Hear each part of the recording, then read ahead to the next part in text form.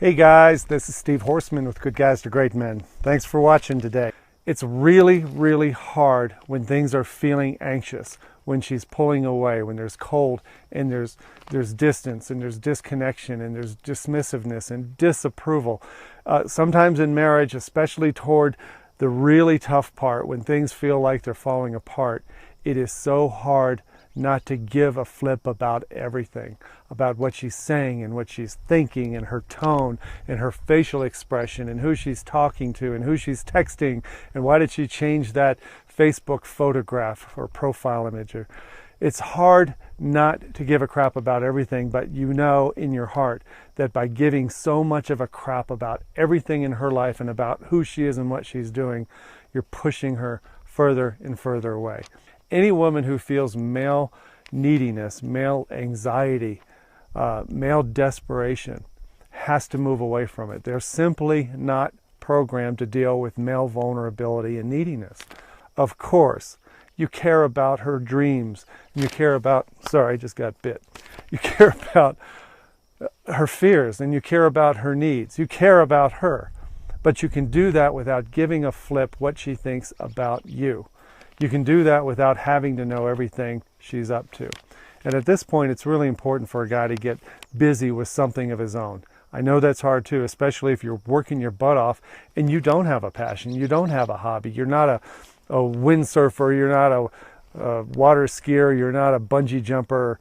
If you're not doing something that lights you up besides work, sometimes the home and family is all you've got. And that is part of the problem. Giving too much of a flip about everything inside those four walls is one thing that makes guys much less attractive. Start building up your sexual knowledge and your sexual value and your sexual mojo. No, you're not going to be able to do this with her, but one reason we get to this situation in relationships is because we've gotten way too comfortable. We've let intimacy slide. We've let all the erotic stuff of our relationship slide. We're functional, we're roommates, and we're doing nothing as men to increase our sexual value. So there are tons of podcasts and videos, and I have some on sex myself, but I'm not the expert. But there are so many things out there, podcasts, webinars, videos, books, getting your energy up, your masculine mojo, sexual energy up, just so you do it for you, so you feel more confident. Assuming you do start having sex again with your wife and intimacy improves, you're going to be prepared to rock her world. You're going to have something new up your sleeve. You're going to feel more confidence.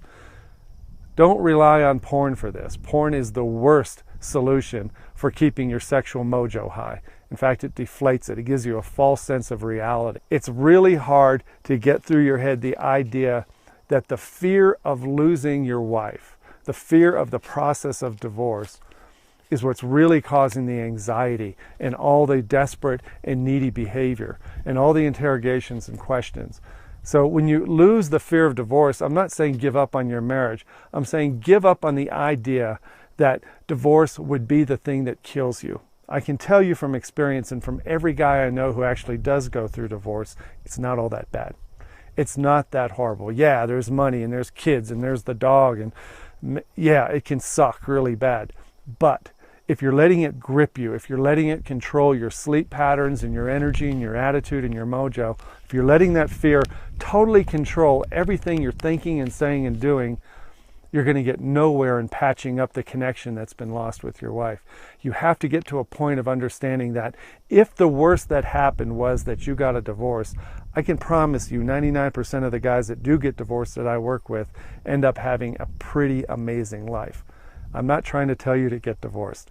I'm trying to tell you simply understand that the fear that you may have may be over-dramatized. It may be irrational.